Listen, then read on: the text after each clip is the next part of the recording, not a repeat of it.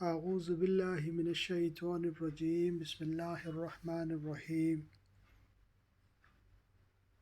وما كان قولهم إلا أن قالوا ربنا اغفر لنا ذنوبنا وإسرافنا في أمرنا ربنا اغفر لنا ذنوبنا وإسرافنا في أمرنا وثبت أقدامنا وانصرنا على القوم الكافرين۔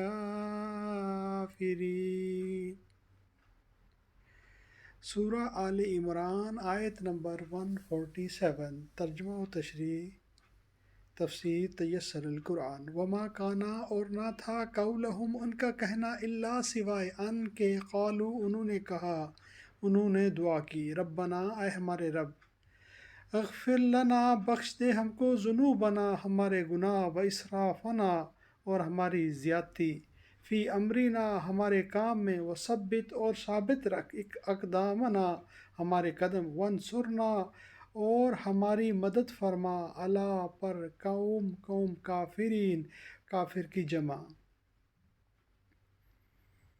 ان کی دعا بس یہی تھی کہ اے ہمارے پروردگار ہمارے گناہ بھی معاف فرما، اور ہمارے کام میں اگر زیادتی ہو گئی ہو تو اسے بھی معاف فرما، ہمیں ثابت قدم رکھ اور کافروں کے مقابلہ میں ہماری مدد فرما۔ یعنی اہل ایمان کا بھروسہ محض سامان جنگ اور قوت کار یا کارکردگی پر ہی نہیں ہوتا، بلکہ ساتھ ساتھ وہ میدان جنگ میں بھی اللہ کو یاد رکھتے، اس سے اپنی خطاؤں کی معافی مانگتے اور اپنی ثابت قدمی اور دشمن پر غالب آنے کی دعا بھی مانگتے ہیں۔